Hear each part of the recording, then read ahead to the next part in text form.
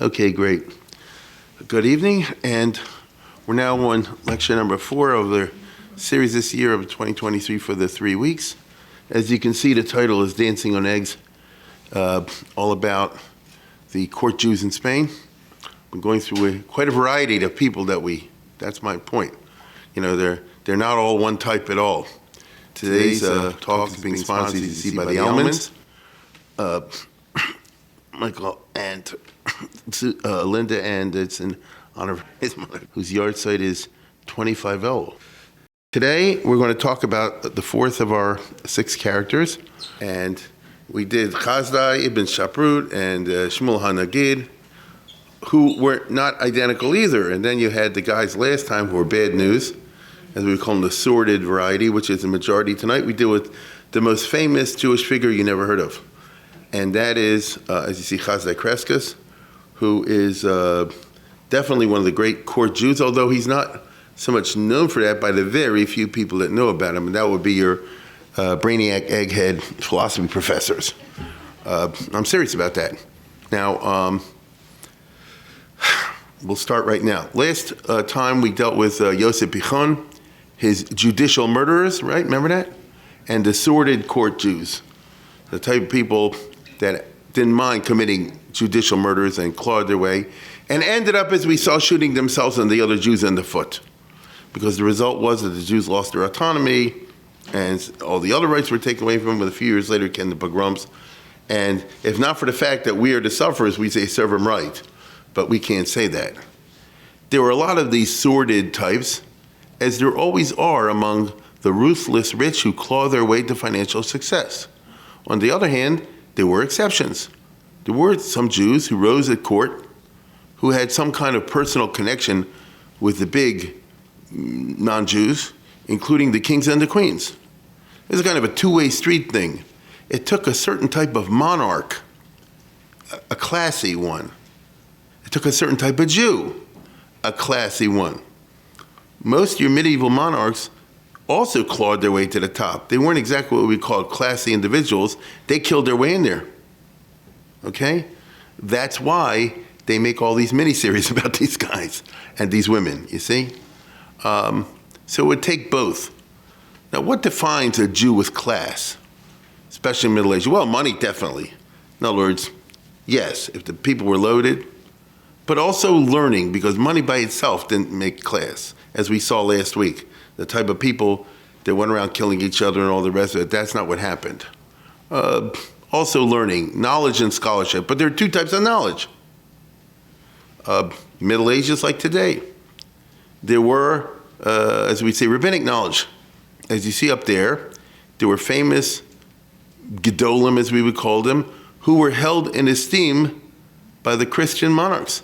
The people, the Ramban and the Ran and the Rivash, not that everybody knows exactly who these people are, were appointed by the crown, by the king and by the queen in different places to judge the other Jews, to be members of the council and things like this.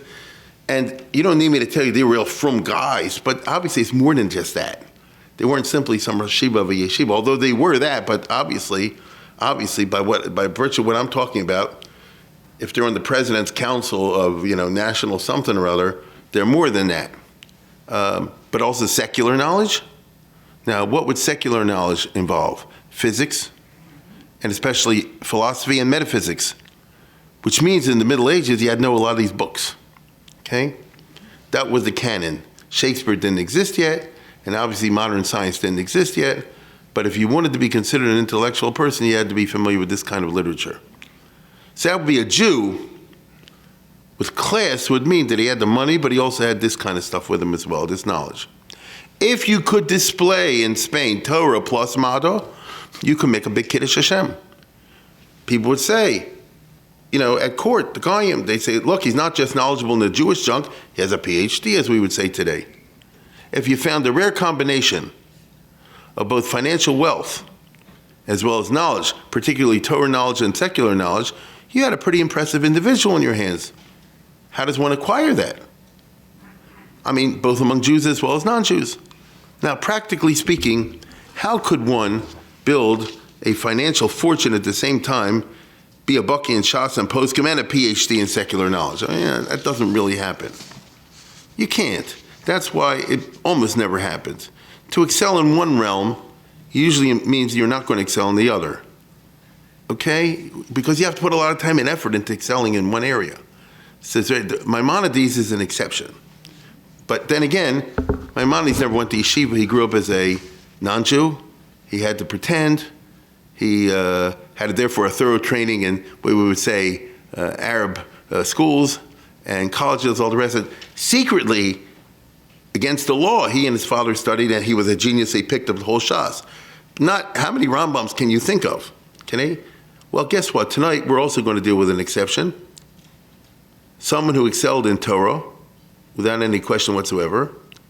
And we're dealing with, therefore, Hasdai Crescas of Aragon, the crown of Aragon. Aragon is the eastern part of Spain, but as you can see from this map, they had an empire. This is the eastern, Barcelona's over here. Just to give you an idea what I'm talking about. And here, all these islands, the Balearics and Sicily and Sardinia and so forth, were at play and were conquered by the Aragonese, and therefore were ruled by Spanish for many centuries, okay? So in other words, it's a country at play. It's an important power. And on the other hand, it was a big Malkam Torah in the sense that it had some leading scholars, like the Ran and the Rivash and others. So here's somebody, as we shall see, who excelled in Torah knowledge. But number two, he excelled in Haskalah, as in the Middle Ages. Said to be poetry, grammar, science, philosophy, that kind of thing. He actually used to enter and be a participant in poetry, Hebrew poetry contests. Raise your hands if you've ever entered a Hebrew poetry contest, you know. Wait a minute, I'm not finished. Someone who excelled also in secular knowledge, especially philosophy. I mean, in a particularly deep way. He grew up in Barcelona in the 1300s, and the yeshiva there, this will surprise people, it was run by the Ran. You've heard the name, the Ran, from Nisan and Gerona. And the Ran is the guy in the back of the Gemara, so to speak, one of the leading Rishonim. In his yeshiva, you had like YU. They studied Talmud, obviously, Talmud Halacha, and also philosophy. Okay, I think we shall see on the basis of the idea that you had to know how to answer, the Christians. But I could be wrong. Here's someone who excelled in foreign languages, because you couldn't succeed in knowledge without the necessary knowledge of the foreign language, like Latin, for example. And if it's in northern Spain, there are all these different dialects you got to master. Anyone who's been in Spain knows that if you're in Barcelona, they talk different than they talk in Castilian. There's Catalonian, and there's the regular Castilian, all the rest of it. And in one place it's Juan, and the other place is Juan, and all this sort of business. And he also excelled in politics and diplomacy. What we call in Hebrew nimusim, which is how to behave in polite society. The skills of diplomacy, the science of impressing the goyim, if you want to be blunt about it, particularly the monarchs. This is an old Jewish thing that goes back to Daniel in the Bible, when Nebuchadnezzar, this is in the book of Daniel, says, "I want you to pick me out a couple of good Jewish kids, but not the regular ones. I want kids who can." Young men, I want to be in my court, who are good looking. What does it say over here? They possess knowledge, quick to understand, and they have the ability to stand in the king's palace. You know what I mean? Now, they're not going to see you stand there mumbling with each other in Yiddish and so forth. They got to know how to act and how to behave. And Daniel and his three friends were the ones who passed the test. Okay, that's why Daniel rose to be prime minister. Prime minister, I'll say again, under Nebuchadnezzar. So, that's who our hero is tonight. I just gave you a whole big resume between Torah and Haskalah and diplomacy and science and philosophy. And we'll see you succeed in business. That's not your average individual.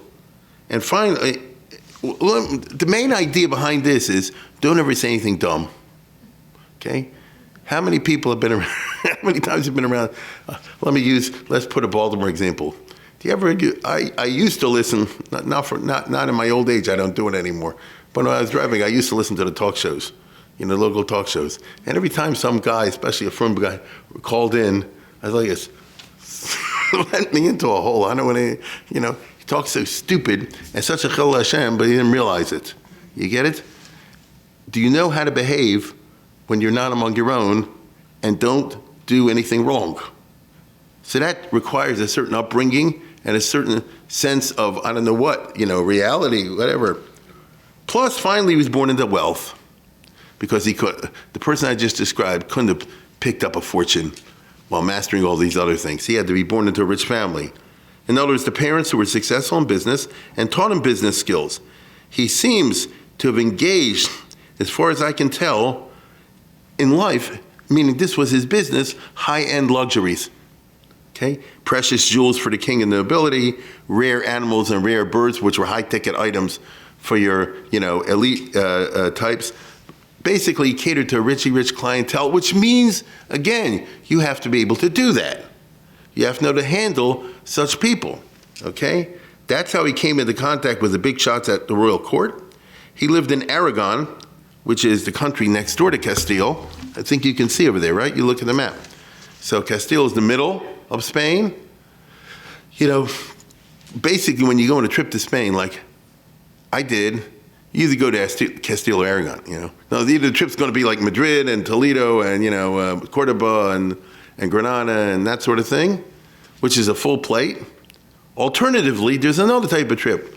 People do it for Pesa hotels. You go to Barcelona and, Girona and Zaragoza and that sort of thing. So when somebody says, I went to Spain, I always smirk to myself a little bit, which Spain did you go to? Now, he is from Aragon, from Catalonia, right? Now, let's put it this way. In Aragon, it's not identical with Castile. It's similar, but not the same. Last week, all the sordid people we talked about were in Castile. In Aragon, the rich Jews there, not big tzaddikim at all, but they were not as ruthless towards each other as the Castilians were, and therefore, there are no Yosef Pichon incidents where the Jewish judicial autonomy was abused. Moreover, the imperialism of the Aragonese kings, and you look at that map, you see they're always conquering and fighting wars, who sought all the islands in the Western Mediterranean, made Jewish help indispensable because they need a lot of money.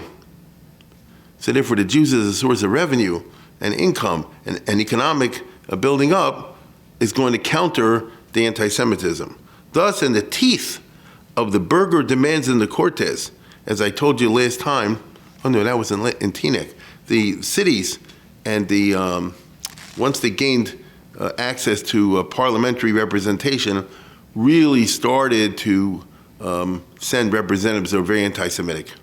And this poisoned the situation for the Jews. Well, it's funny because in America you're supposed to be in favor of democracy, but sometimes in Jewish history, democracy is not good. The Jews were favored by the elite groups because they were of service to them. They weren't of service to the little guys, and therefore they sent the Jews out, you see? But in the teeth of the demands in the parliament that the Jews should be gotten rid of, the monarchs in Aragon continued to favor the Jews at their royal courts and in the country, although as the 14th century goes on, and that's what you and I are in now, the 1300s, or as we call it, the 14th century, the popular atmosphere was increasingly toxic, okay? At the local level, the local priest at the local church, not the archbishop, not the cardinal, not the guy in charge of the monastery. They've all got their Jewish friends and agents that, in fact, if you ask the monastery, they say, where's your money invested?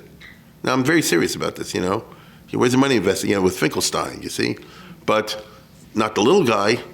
And believe you me, on a Sunday, the popular preacher will say in churches just, yeah, the monastery is coddling the Jews because they got their money invested in Finkelstein. But you and I are getting the short end of the stick. And therefore, let's kill the Jews. That was the atmosphere. Okay? The monarchs were particularly tight in the 14th century with their physicians, with their MDs, who had to know how to dance on eggs, like the doctor, as you can see in this story, who drank the water King Peter IV had washed his feet in. Yeah, it's a famous story. The king says, why will you not touch the wine that I touched? Am I dirty or something like that? He says, got nothing to do with dirty. He says, I'll prove it to you.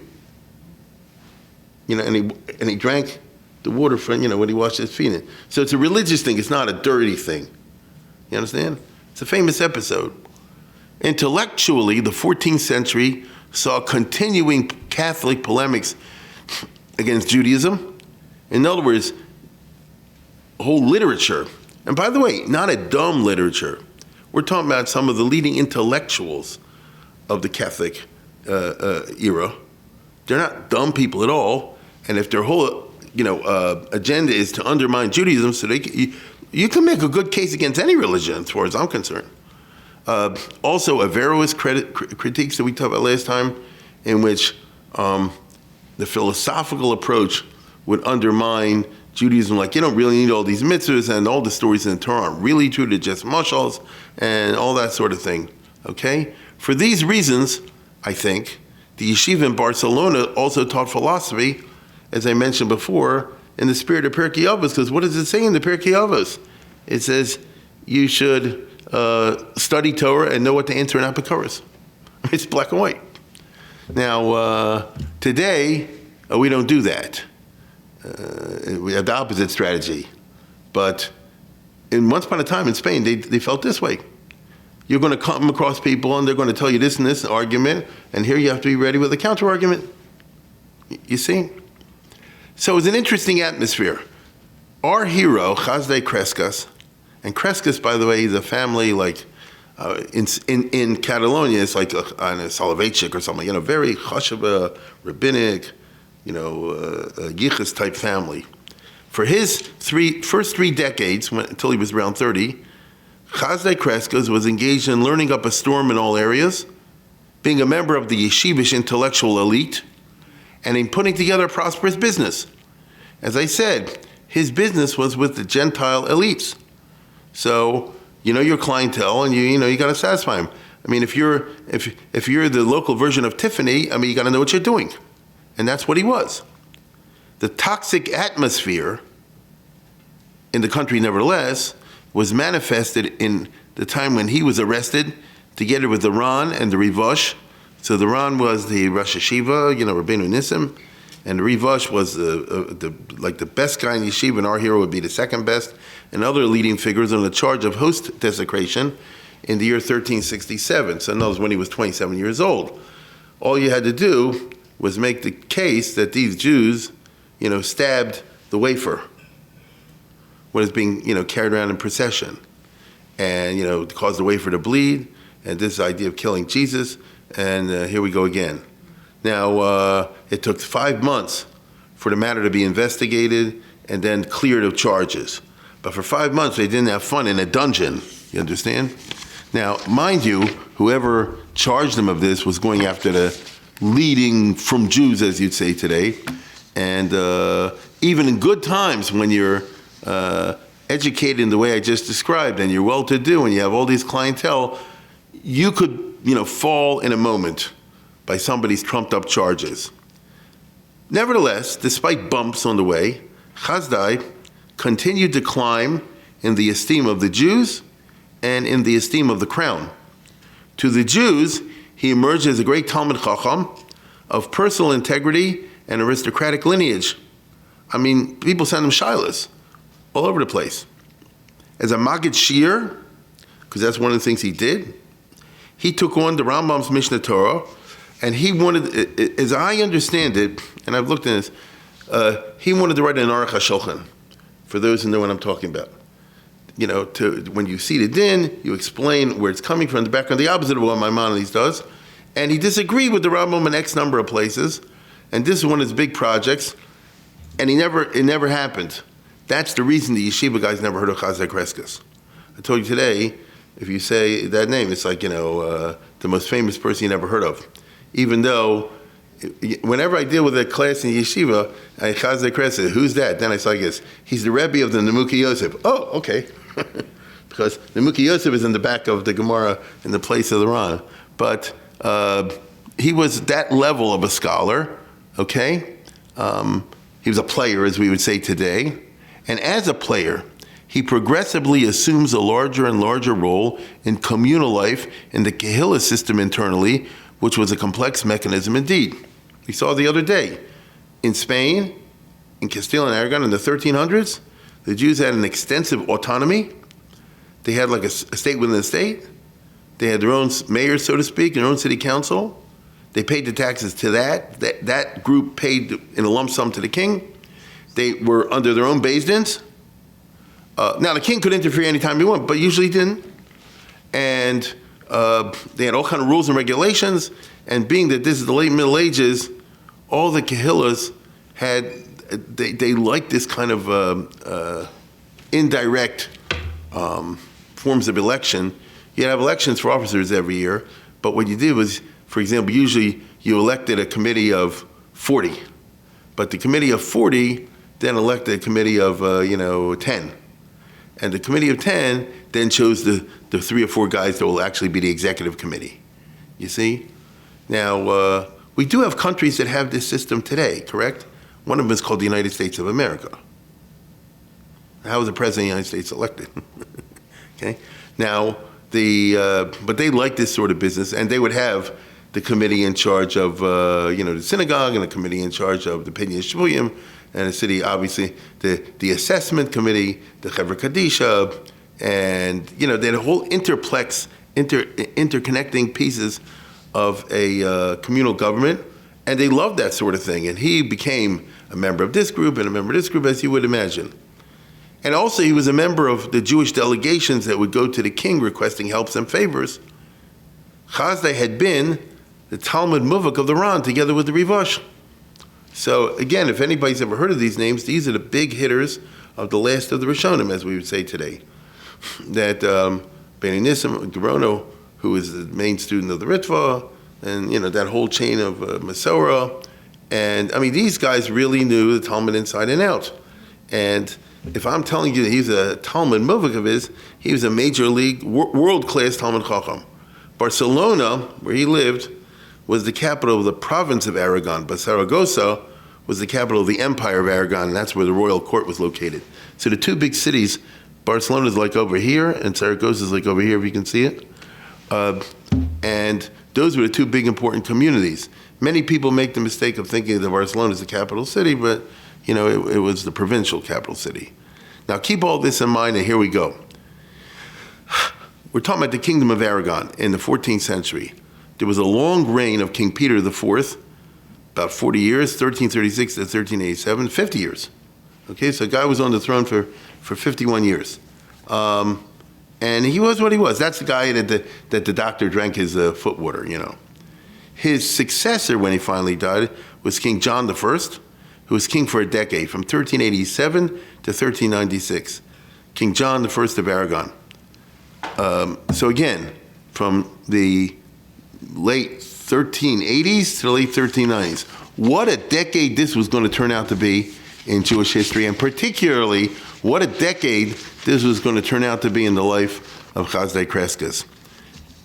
Prince John, King John, famously married, against his father's wishes, the beautiful and cultured French princess Violante, who was 20 when she became a queen. She would prove to be a powerful queen, often filling in for her husband when he was ill. It was a rare case of a love match. Okay? I'll say it again. See, and she had everything except that she wasn't the princess of the right dynasty, but nevertheless, she had everything, and when he married her, he married class. Okay? Class. And she was a great beauty and all the rest, as you'll see. So I call her Jackie Kennedy of the 14th century, as you'll see. I'm serious. She conveyed that, and in this crowd, I can say it, nobody knows, the other one don't even know what I'm talking about. Peter IV, the father, the predecessor, had been a tough son of a gun. He fought a lot of wars, and he related to all people, Christians and Jews, in a cold political way. But the new king, Juan and Violante, who I'll say it again, had a love match and a loving marriage, which was rare. By contrast, were more easygoing and even nice and fun-loving, elegant, and out to make the royal court a center of art, style, and class. The queen in particular was really like a Jackie Kennedy in her heyday, and she ran the show, and they all write about her. Like, this one's different. You understand? This one's different. She wanted the court in Aragon to attract smart people, classy people, and she did. Well, guess what? One of the smart people she wanted to have around was our hero. It's not the only one, but in her circle, right? The people that she wants to invite to the state dinners and the parties and the concerts and this and the other, Hasdai Crescas. Even though he's like this. Rabbi Ruderman. It doesn't work. In Spain, it's unusual. So I'm trying to share with you today something I don't think anybody else has ever done, and that is Hasdai Crescas in his role as court Jew. We will encounter him perhaps later as philosopher. I don't really have time for that tonight. He had a whole separate career as a court Jew, and not of the sordid type at all, okay? But as I told you at the very beginning of tonight, you needed the right kind of king and queen, and you needed the right kind of rabbi, so to speak, you see? Things had to come together in a certain way. But for a decade, they did, okay? She wanted him to be part of the court, and she influenced the king. And so Hasdai became a court favorite. Yes, he did help them with the financial advice, and that is true, so that's one of the things that he could contribute. Yes, he did purvey luxury items to the royal couple, and then by extension to the nobility and their wives. I mean, you just have to imagine yourself going back 700 years, and, let's put it this way, she knew her jewelry. You understand what I'm saying, If she says, I want something epis, that means he had to have that knowledge. Right? He had to have that knowledge. Now, it's unusual. He got that knowledge, and he also knows Tosos. But okay, there you go. And so the royal couple, because she heavily influenced him, he's called John the Hunter. He spent most of his time hunting and things like that. He wasn't an unfaithful husband or anything like that. I mean, he was more or less what we would call a party type. I don't mean that in a bad way necessarily, but, he wasn't, the ruthless, hard, sort of thing. So the royal couple actually made Hasdai one of the members of the royal household. That's an official position. Like you say today on the White House staff. A very high position indeed. And it means that they solicited his advice on a wide variety of different matters. Considered clearly then, they held his judgment and his wisdom in high regard. You see? Now, it's not the same thing exactly as Hasdai ben Shaprut or something like that, but it's pretty remarkable, especially in a Roman Catholic kingdom. In addition, she liked to schmooze with him on matters of art, thought, and philosophy. In fact, she liked to schmooze with him even on theology and the big questions. What's life about? What's God like? And all this sort of thing. Remember, among other things, he was a chashuv rabbi. Right? So this it didn't detract from his image. But certainly not the typical. It would be interesting if I had an intelligent class, either in high school or college, I'd say, write an essay comparing Shmuel Hanagin and Hasdai Crescas. You see? But they both certainly knew how not to say anything dumb. Let's put it that way. Okay? Because neither would have succeeded in this environment if they didn't know how to carefully put every foot forward in the right place. Right? But it's interesting. Now, Hasdai Crescas did not lead armies as Shmuel Hanagin did, and he wasn't, one of the great poets of all time as Shmuel Hanagin. That's true. But on the other hand, they both were held in very high position by the king. You understand? I would say even absolute trust, and they both were at the same time.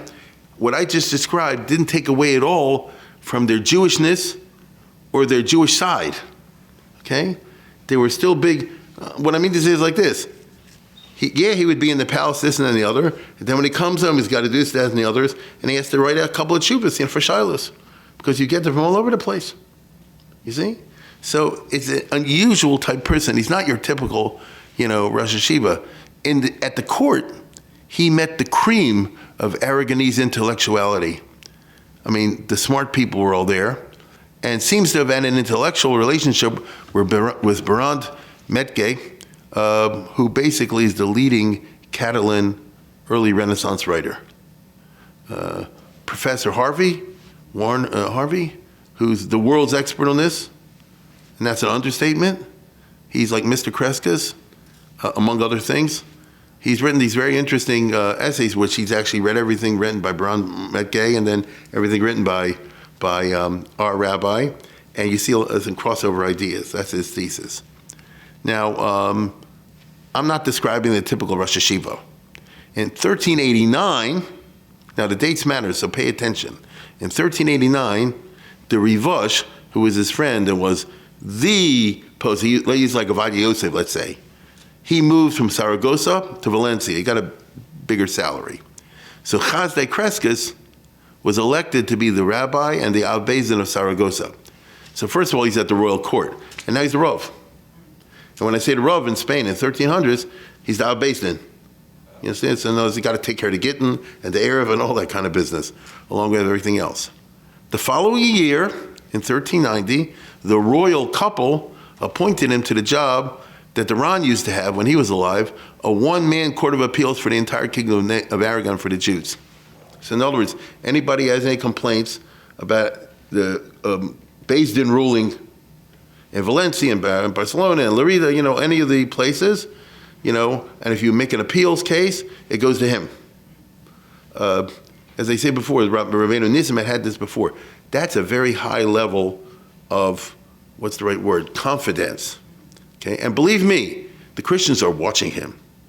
So, as was the case with Iran, if these people had this kind of power, they had to have a reputation for legal mastery and absolute probity. Okay, absolute probity.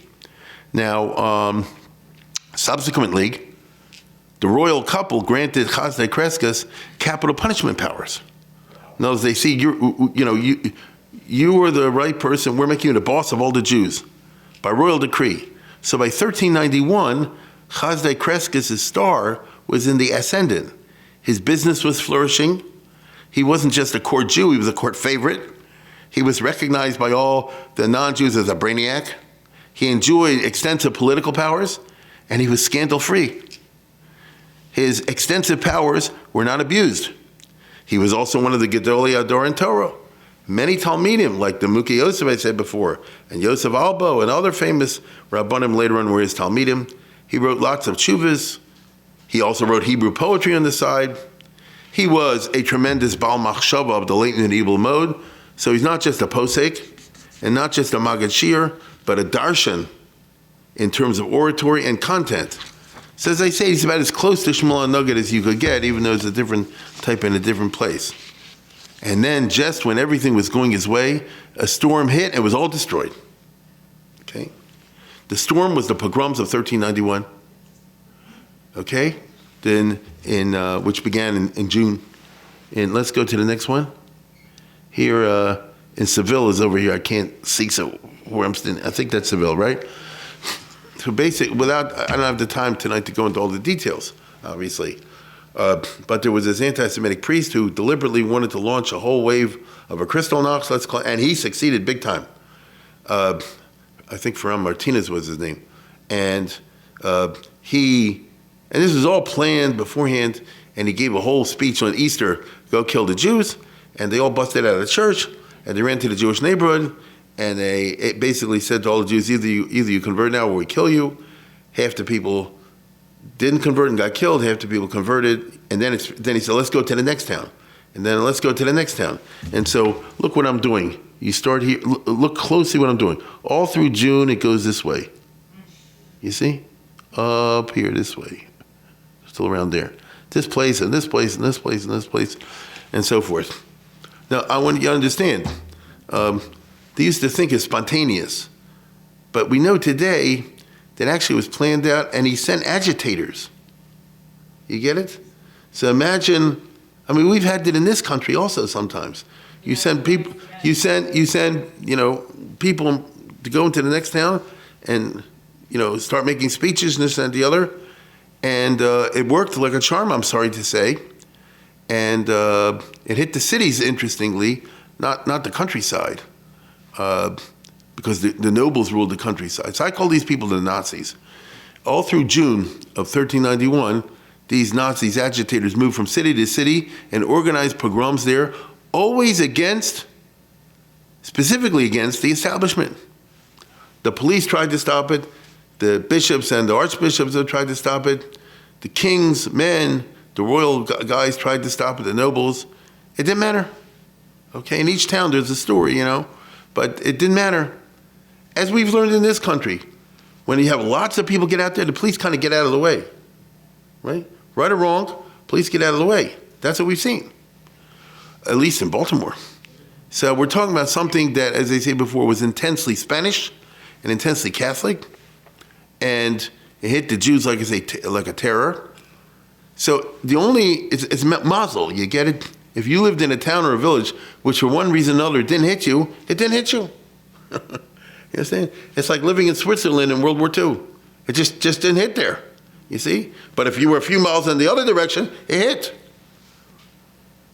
In July, lives in June, in July, these agitated, these Nazis crossed over into the kingdom of Aragon. So notice after going up through here, they sent a group over to here and went up this way. So first they went to Valencia, again was a big hush of community and all the rest of it, and then they moved north, eventually to Barcelona and such places, and it was the same thing all the time.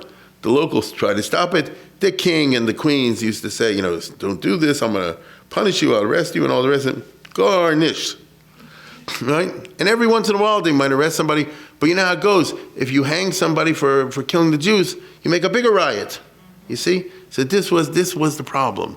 This is the problem. What was the Jewish reaction to all this? Number one, martyrdom. Number two, conversion, right? Many were killed, but many more converted. You can understand why. These are the conversos. You get it? The first wave. And just let me animadvert for a second. Suppose, let's use American sort of thing, Suppose, somebody, here's a good example. Suppose somebody lived in Lakewood, another one lived in Philly. And let's say the mob hit Lakewood and didn't hit Philly. So you have two brothers. By the time it's over, this one's got to be Catholic and this one doesn't. Simply because the rioters went this way and they happened not to go this way. You see? But they're brothers. And as they grow up, their children be cousins and so on and so forth. But one of them have to be Catholic or else. And the other ones do not have to be Catholic. You see? Now, from the first moment, Hasdai Crescas, who's in Saragossa at the royal court, basically chief rabbi of the country, was on top of things. He did everything right. He had immediate reports. He went to the king and the queen. He got the right responses from them. He got protection that was afforded for the Jews in Aragon. They would send, orders and soldiers, all the rest of it. In spite of everything, it was to no avail. It was a complete breakdown of the system, as I just told you before. You can't blame the queen. She was like a tzedekis, but it didn't help. You understand? And to be perfectly honest, the king was also. Not because they were tzaddikim, but because they didn't approve of the breakdown in law and order. These Jews are my subjects, it's my money and all the rest of it. It didn't matter. The mobs were on a large scale. The authorities weren't able to stop them. Had the authorities played real hardball, they feared uprising and civil war. And that you're the Jew king and the Jew lover, and that'll be disastrous. Okay? Now, so as far as a powerful and influential court Jew, it shows you the limitations. Whatever Hasdai asked for, he got. But it meant nothing. You see? He said, you got to send an order. This is the town. The bishop over here shall protect the Jews and put them in. They did. It didn't help. You got to send soldiers in this place. In fact, you, the king, yourself have to go over there to show the royal flag and all the rest of it. He did. It didn't help. You see? Whatever Hasdai asked for, he got. The realpolitik limitations of the power of the court Jew are displayed here, even the best of them, because with Hasdai Crescas, you have the best of the court Jews. So look at this. Camelot disappeared overnight. Everything was going great. Until June of 1391, it was getting better and better. You see? It was getting better and better. And his life, and he was 51. He's born in 1340. So by 1391, he's 51, Everything was going the right way. And then it wasn't. You see? His only child, he had one son, was killed in the riots in Barcelona. In fact, not a single Jew remained in Barcelona, which means that they had fights there and this and that and that. You can look it up yourself. And they killed all those who wouldn't convert, and most of the Jews converted. Most of the Jews converted. Later on, by the way, the king wanted to bring some Jews back to start the business up again. No Jew wanted to move to Barcelona. So I know there are people that go to Pesach hotels in Barcelona, but not me, because that's a city that hasn't had Jews, not since 1492, hasn't had Jews since 1391, okay? So I'm sure it's a beautiful city. Why the heck do I want to go there again? You you know. But anyway, his only child was killed. The violence was so fierce. Now, you can't judge people. That's my point. When you're attacked by a crazy mob, although you'll do whatever it takes. Even the Rivash in Valencia converted. Right? They got on the door until he could get away. You understand? This was discovered 20 years ago, 30 years ago. Then as soon as he get away, he ran away to Algeria. You understand? And obviously dropped all that stuff. But I'm just trying to show you. Now, by the way, from the purely technical halachic side, you know, it's an interesting discussion. If we were in the YU Kollel and Rabbi Schechter was here and all that, you know, Yeharg Val Yavar, and the question, you know, is it Befer Hesi and this and that and the other, although this is a classic Shas Shman, but there's what to talk about, okay? But nevertheless, as a historic phenomenon, it was a catastrophe, obviously. And obviously the big question was, will the riots get to Saragossa where the king lives, where Hasdai lives? Look how, I mean, it's 200 miles away, 195 miles away. This is Barcelona and that's Saragossa, okay?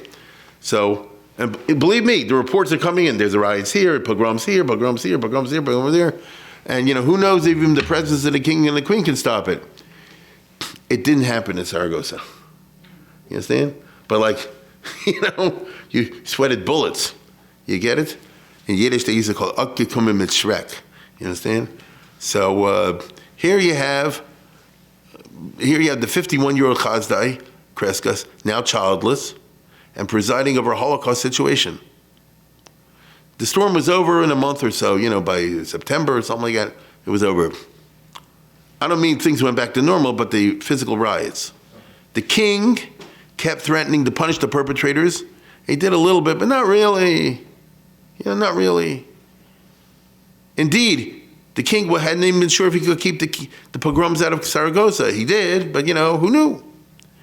With the riots over, Hasdai had to pull himself together and organize and lead the DP efforts, as I would call today. The efforts to rebuild whatever could be rebuilt.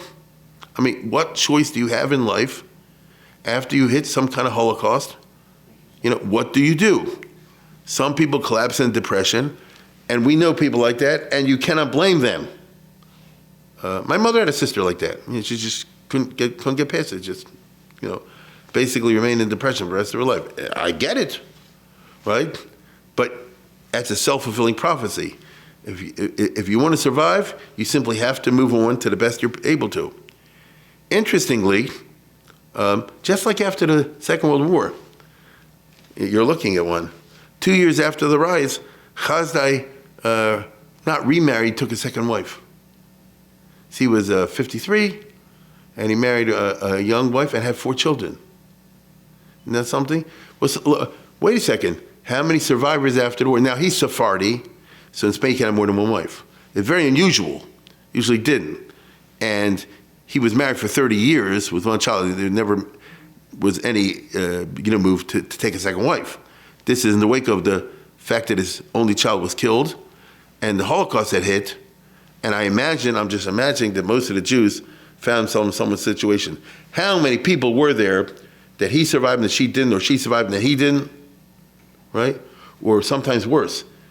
She converted because she was forced to and he didn't, and vice versa. You know, how many people were victims of the circumstances? There's a very famous case, but it's not, again, it's to the Rivash, his buddy, where, very famous case, where you had, right after the riots were over, so the question is, what do you do now? And a boy and a girl got married. He was Jewish and she was Jewish, but they got married in Catholic church and Catholic ceremony. The Catholic priest who married them was Jewish. All the people in the church were Jewish originally. And the idea was that when it looks like you can get away with it, they're going to run away to Algeria, which is nearby, right? If you look at the map from where Valencia is, it's not far away. Right? It's not like the Straits of Gibraltar. It's not far away. And the Algerian Jews come from this. But as can happen in the situation, it's a movie. he started to say like this, I'm not sure I want to leave, I have a good job, this and the other. And she said, I thought we had a deal. So she was the heroine. And, they couldn't come to an agreement. So one day she went shopping and never came home. Yeah. And she got on a boat. And next thing you know, she's in Algeria. And she's 21 years old. And she says, my husband's a loser. I want to move on in life. And the base in Algeria says, well, you're married. You're not gonna. She said, that doesn't make any sense. It's like, you get what I'm saying? These are the detritus, you may say, of the story. Now, the Rivash, who himself had undergone this, horror. Get it? And by the way, his children were also killed by the pogromists and all that, and he'd been forced to convert. So he wrote a very famous tshuva that they use down till today, in which he said like this, it's true everybody in the ceremony was Jewish, but since it's a Catholic ceremony, so it wasn't L'Shem Kedushin. And even though there are good arguments to say they're married anyway, but he, without going through the details, he said, since it wasn't, as we would say today, since it wasn't Orthodox Jewish ceremony, it doesn't count. You see, in that way, you just move on. And as you know, this is what they used in the 20th century, Moshe Feinstein and the others from the Rivash. This is the background for all that sort of thing, you see? So these people are living in a post-Holocaust situation, and so he remarries in his 50s. Not remarries is the wrong word, because he didn't get rid of his wife. You understand? And by the way, it's just interesting, in Spain, since they were Catholic countries, Jews and Muslims ordinarily couldn't have more than one wife, except in special circumstances if they got a special permit from the king. You understand? It could happen once in a while, but it wasn't a typical thing whatsoever. Well, you can just imagine what he told the king. All right? Now, this is how it went. Okay, by the way, it's interesting to see the names. You have Simas, 700 years ago in Spain. Now, the dead were gone, but the converted had to remain Catholic. Anusim, we call them, those who were forced. Life became incredibly complex for Jews, because I told you, I was in this town, my brother was in that town, my cousin was here, this and that and the other. By the way, this Chashuv rabbi was over here, now he's a Catholic, This regular Jew who was a shoemaker, he's still Jewish. A million crazy situations. The king, John I, and his wife, they lasted another 5 years before he died in a hunting accident. These 5 years were the sweet spot, for Hasdai, because yes, life was terrible and all the rest, but at least he had sympathetic king and queen. You understand? Notice, as good as it'll get. When he died, John I, Mom was just like Jackie Kennedy. All of a sudden, she was out of a job. You know what I mean? No, the rest of her life, she just spent as a was. It's an interesting story. One day they'll make a movie out of this, I guess.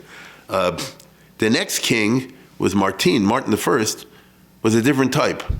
So Queen Violante was out, and Camelot was over. Interestingly, Hasdai is still Chashuv at court, but it's not Camelot anymore. Okay?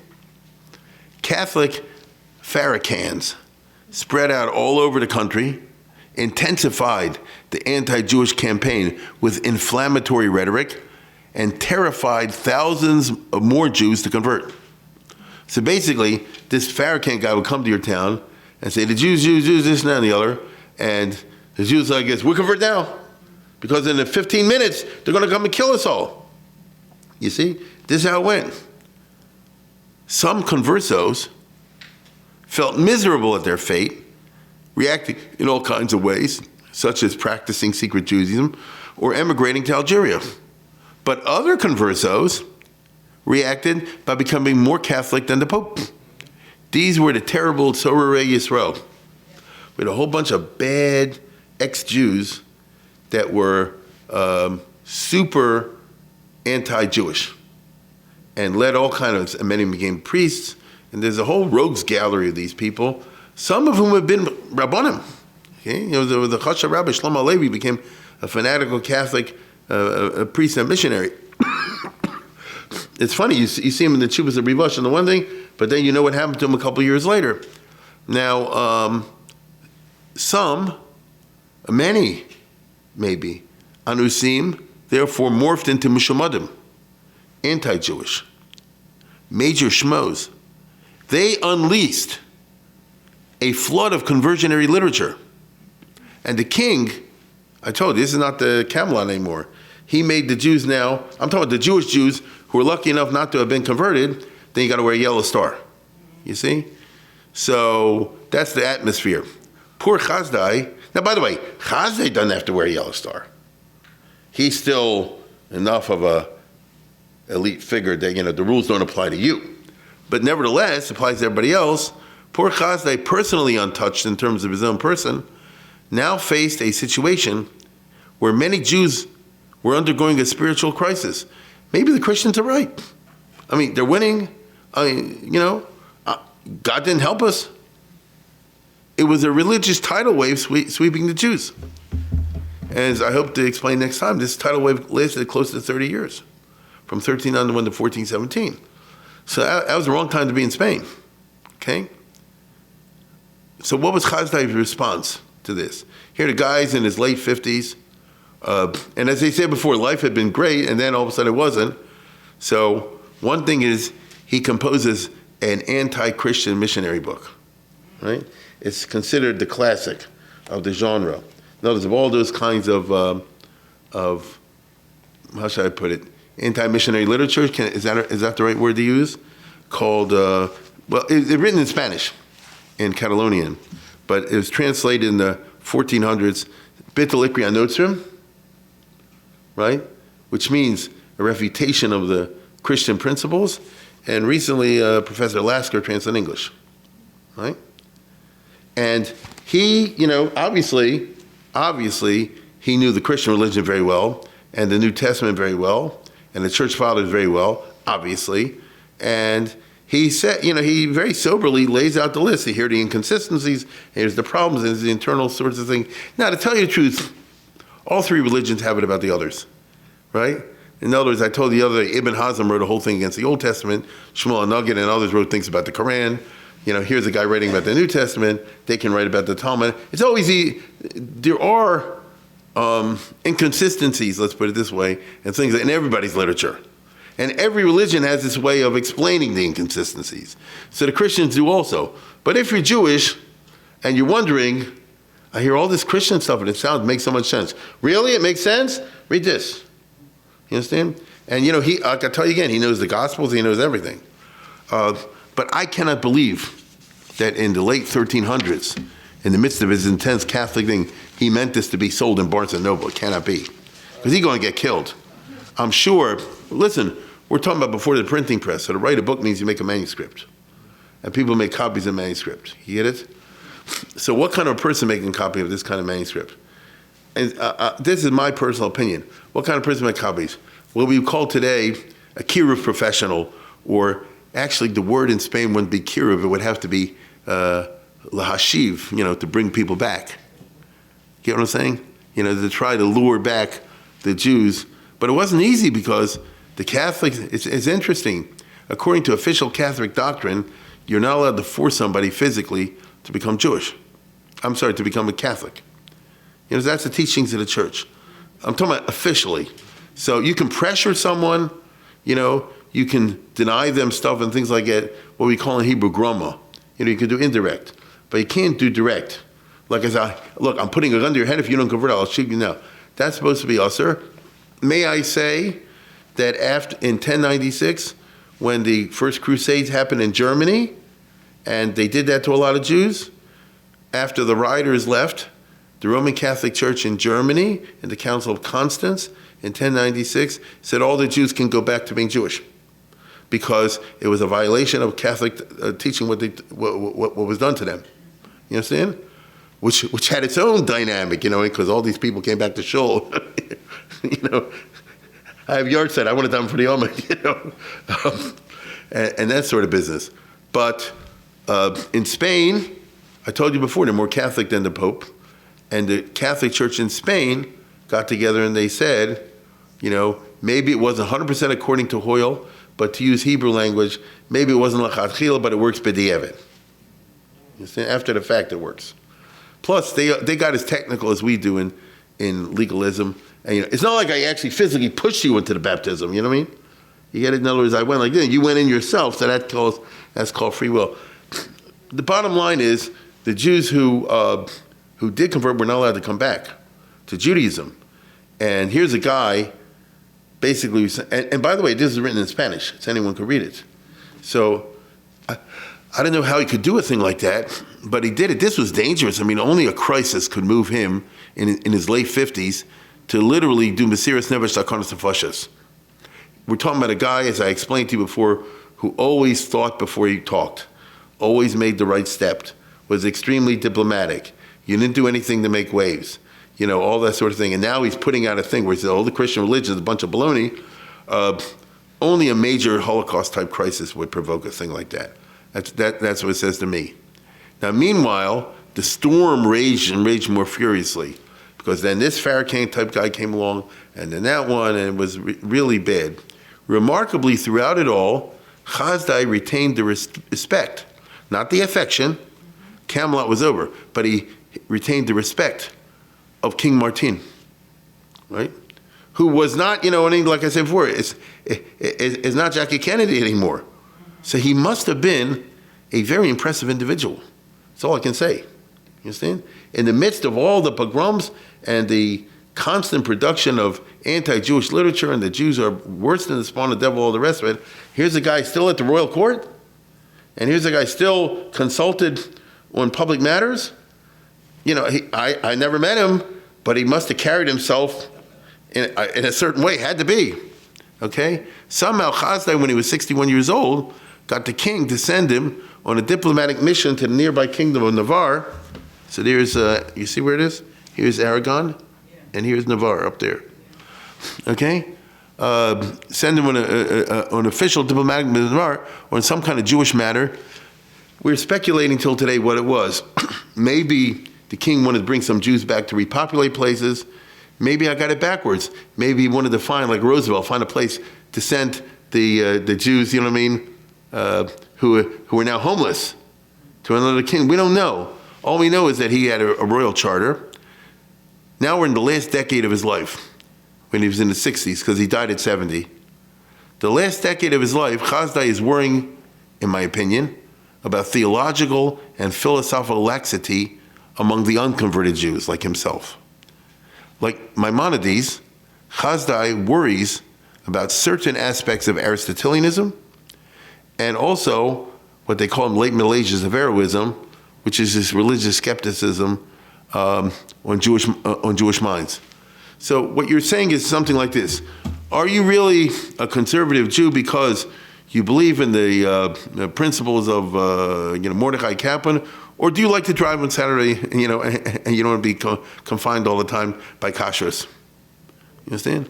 So if it's the latter, that's called Averroism. You're looking for a cheap way out, and therefore you say the halachas don't really count. Not really; they're just symbolic, and the stories in the Bible are not real. They're just didactic and all that sort of thing. Especially, I say, those who are looking for kalus mitzvahs. And again, I've been talking about an exception.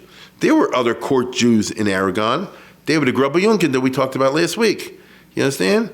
They were the ones who can get the kingdom money and organize the tax, all the rest of it. Hasdai Crescas is not your typical type guy at all, okay? And these guys, once they hit the rich lifestyle, a lot of them, they or their children were already saying, Shabbos there. And, like they said, I guess, you really have to fast in the 9 days. I mean, come on, like that. It was in this frame of mind, in the last years of his life, that he publishes his famous book called Or Hashem. And this made his reputation and put him in the pantheon, which is funny, because everything I'm talking about tonight had nothing to do with that. He was obviously a very impressive individual. If I stopped the speech right now, you'd walk away saying, this guy was something. Now, it's true, he got lucky with Jackie Kennedy. I mean, that is true.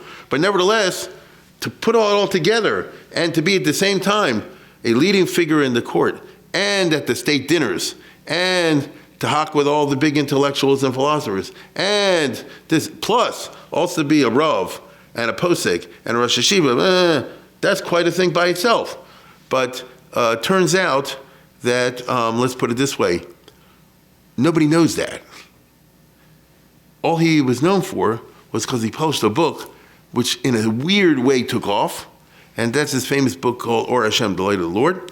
When I say put him in the pantheon, in the ranks of the great Jewish philosophers. You go to any college today, any university course, you take Jewish philosophy. Oh, it's Maimonides and Saadia and Crescas. You see what I'm saying? This is very well known in the academic world. Believe me, few know about his career as a court Jew, although that's my focus tonight. But anybody in the world who's an egghead knows about his philosophy book, right? Which is, look at it, that's from Harry Wilson. Look, it's 500 pages. Crescas' Critique of Aristotle. It's a small piece of his main book. His Sefer, therefore, is called Or Hashem, as you see over here. Whoops. Or Hashem. I picked up in Israel 30 years ago because I had Nakudos, so I said, I'm shocked, right? It's very hard. It's basically the hardest Sefer because he's a very deep thinker and he doesn't write well, okay? They're two separate talents. Agreed? Two separate talents. And you can just imagine the guys that are in the deep, Einstein-type mode, that doesn't mean that. Now, the Rambam is an exception to this, okay? But the Rambam had been educated in rhetoric. You understand? Notice when the Rambam went to college, one of the things they did was what we would call today English comp. Teach you how to write well. It's very important. Goes back to the Romans and the Greeks. First thing first, second thing second. So that's an art form. Raise your hand if you ever met a big egghead that couldn't express himself very well. I had professors like that. Just shut up. Anyway. No, but one second. So this book is not exactly for the masses, but it became very important among eggheads in Western literature, okay? Because this is famous, it's already a cliche now. Very few people read the Sefer. I did this last couple of years where we have a Thursday night little, brainiac group, I'm the dummy in the group, right? I'm serious about that. And he's very hard to understand, but he goes through, all the basic principles of philosophy, and he disagrees with the Rambam significantly in many areas, but that's because he disagrees with Aristotle in many areas, and he's the first of the great writers who took argument that Aristotle's not perfect. And I'm talking about in technical matters that nobody here is going to understand unless you're a philosophy major. Is there two types of infinity, you know what I'm saying, all that kind of stuff. And so that means like this, he's a master of the Greek and philosophical literature, okay? He happens to be a real frum guy, because that's, the person I'm discussing. So he's a right-winger, no question about it, in terms of his hashkafas. But on the other hand, he has this vast knowledge. And he proposed the serious philosophical arguments against the Aristotelian system.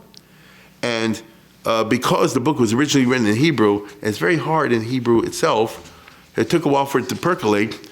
But Spinoza famously says, I'm a chassid of Crescas. He inspired Spinoza, and Spinoza inspired the others. And when the book was translated in Latin, it made a big splash among the non-Jewish intellectuals, and it played a significant role in the destruction of Aristotelianism, without which modern science cannot happen. You get it? Let me just use medicine for an example. As long as Aristotelian medicine was dominant, your doctor's going to kill you, right? If you have that system of medicine. You had to clear away the old in order to say, now let's try empirical. Let's try something else, okay? Let's just, for the heck of it, let's try empirical. You see? Instead of speculating how many, things are inside the person, let's cut up somebody and see what's inside. That was the road to the modern. So Hasdai Crescas is not a modern person, but he was so, deep a thinker. You understand that he tore apart the stuff that I'm talking about over there, and even today, this is really interesting. Right now, you and I are living in a time when there's a Crescas revival among the eggheads, and here's a brand new edition, for the first time translated into English by Professor Rosalind Weiss. She's from Lehigh. Of the Or Hashem and some of the other works of Crescas just came out, and we'll see what kind of a splash it makes. Okay, what's that? I'll tell you the truth. First of all, between you and me and nobody else, so it's very hard to translate. And this is like a first draft, or maybe second. she herself says in the beginning, says, it ain't over, but it would make it, so it's readable. Question is if it's 100% accurate. It is readable, but now we're dealing with egghead issues. The kind of things you do in a seminar. It's perfectly readable for everybody here. That doesn't mean it's a page turner. It's a 15th century philosophical work from the era of Duns Scotus and all that, But nevertheless, the funny part is, and I'm going to finish now, the funny part is he became, he had a whole life of accomplishment that I just described. He also had a life of tragedy, correct? He picked himself as best he could from the tragedy. You got to give him, a thing for that. He must have been, as I described him, a very impressive individual. It's good for him. At the end of his life, he wrote a book, and the book was published. What I mean, the book was published, copies were made, and it took off. And that's how people heard of him. Nobody would have heard of any of this sort of thing. It works backwards. When now historians in the 20th century say, "Oh, I found a document with Crescas in it." You see? Oh, okay. So they're working backwards. But as far as so, I've devoted this tonight not to talking about Crescas, the philosopher, because that you can go on YouTube and there are hundreds of those if you can sit through it. But the Crescas, the person. Now we don't know that much, but the little we know paints a remarkable. I hope you'll agree with me. Paints a remarkable picture, and you see the difference between the different types of court Jews. Certainly an ocean of difference between the type of court Jews we ran into last week, as I said, the Grubba Jungen on the one hand, and somebody who was the antithesis of that. It's just that he was living, so to speak, at the wrong time in the wrong place. You understand? Because he lived in a very harsh time. He died in 1410, which means during the middle of those bad 30 years. Next time I hope to, and by the way, his career shows you the possibilities as well as the limitations of the court Jew, right? I mean, he took it as far as you could take it on the one hand in a Catholic country, right? But on the other hand, there were very severe and harsh, life taught him some lessons. I don't mean that in a mean way. It just was what it was. Next time, we will deal with a nice guy with a court Jew, but who also lived in these very hard times, and was certainly no Crescas, but was what we would call today a very practical man of affairs that tried to put things together as best as he could. With that, I wish everybody a good night.